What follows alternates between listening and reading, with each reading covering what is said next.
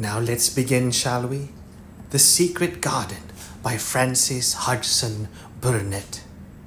Chapter 1. There is no one left. When Mary Lennox was sent to Misselthwaite Manor to live with her uncle, everybody said she was the most disagreeable looking child ever seen. It was true, too. She had a little thin face and a little thin body, thin light hair and a sour expression. Her hair was yellow and her face was yellow because she had been born in India and had always been ill in one way or another. Her father had held a position under the English government and had always been busy and ill himself, and her mother had been a great beauty who cared only to go to parties and amuse herself with gay people. She had not wanted a little girl at all, and when Mary was born, she handed her over to the care of an ayah, who was made to understand that if she wished to please the Mem Sahib, she must keep the child out of sight as much as possible. So when she was a sickly, fretful, ugly little baby, she was kept out of the way. And when she became a sickly, fretful, toddling thing, she was kept out of the way also. She never remembered seeing familiarly anything but the dark faces of Ayah and the other native servants. And as they always obeyed her and gave her her own way in everything, because the Mem Sahib would be angry if she was disturbed by her crying. By the time she was 6 years old, she was as tyrannical and selfish a little pig as ever lived. The young English governess who came to teach her to read and write disliked her so much that she gave up her place in 3 months. And when other governesses came to try to fill it, they always went away in a shorter time than the first one. So if Mary had not chosen to really want to know how to read books, she would never have learned her letters at all. One frightfully hot morning, when she was about 9 years old, she awakened feeling very cross, and she became crosser still when she saw that the servant who stood by her bedside was not her ayah. "Why did you come?" she said to the strange woman. "I will not let you stay. Send my ayah to me." The woman looked frightened, but she only stammered that the ayah could not come, and when Mary threw herself into a passion and beat and kicked her, she looked only more frightened and repeated that it was not possible for the ayah to come to Missy Sahib. There was something mysterious in the air that morning. Nothing was done in its regular order, and several of the native servants seemed missing, while those whom Mary saw slunk or hurried about with ashy and scared faces. But no one would tell her anything, and her ayah did not come. She was actually left alone as the morning went on, and at last she wandered out into the garden and began to play by herself under a tree near the veranda. She pretended that she was making a flower bed, and she stuck big scarlet hibiscus blossoms into little heaps of earth, all the time growing more and more angry and muttering to herself the things she would say and the names she would call Sadie when she returned. "Pig, pig, daughter of pigs," she said, because to call a native a pig is the worst insult of all. She was grinding her teeth and saying this over and over again when she heard her mother come out on the veranda with someone. She was with a fair young man, and they stood talking together in low, strange voices. Mary knew the fair young man who looked like a boy. She had heard that he was a very young officer who had just come from England. The child stared at him, but she stared most at her mother. She always did this when she had a chance to see her, because the Mem Sahib, Mary used to call her that, oftener than anything else, was such a tall, slim, pretty person and wore such lovely clothes. Her hair was like curly silk, and she had a delicate little nose which seemed to be disdaining things. And she had large laughing eyes. All her clothes were thin and floating, and Mary said they were full of lace. They looked fuller of lace than ever this morning, but her eyes were not laughing at all. They were large and scared, and lifted imploringly to the fair boy officer's face. "Is it so very bad? Oh, is it?" Mary heard her say. "Awfully," the young man answered in a trembling voice. "Awfully, Mrs. Lennox. You ought to have gone to the hills 2 weeks ago." The Mem Sahib wrung her hands. "Oh, I know I ought," she cried. "I only stayed to go to that silly dinner party. What a fool I was!"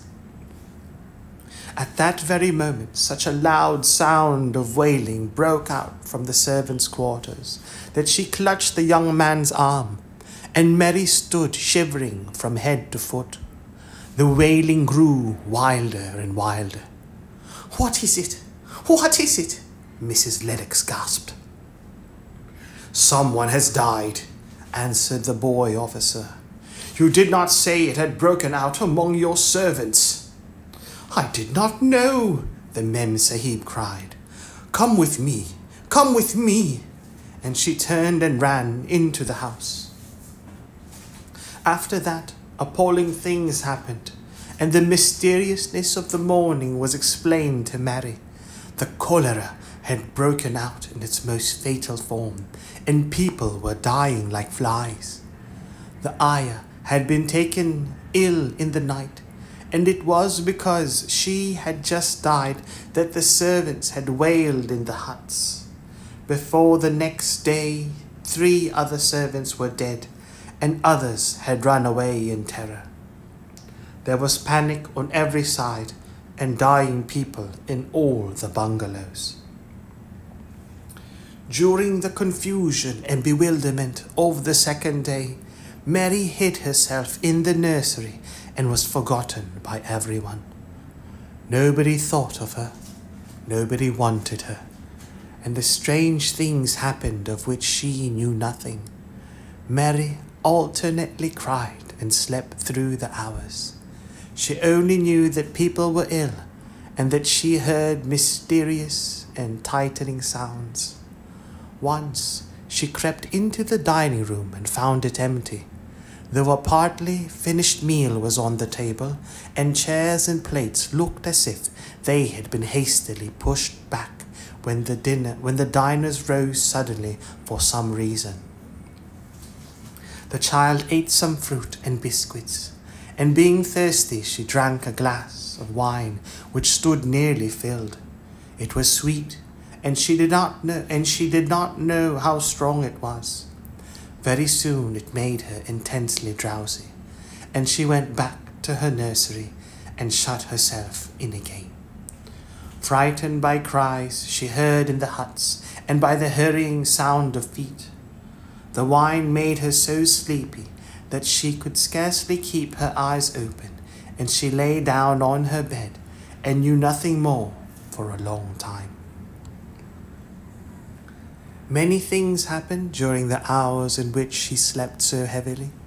but she was not disturbed by the wails and the sounds of things being carried in and out of the bungalow. When she awakened, she lay and stared at the wall.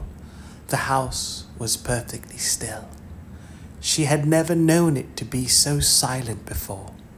She heard neither voices nor footsteps, and wondered if everybody had got well of the cholera and all the trouble was over.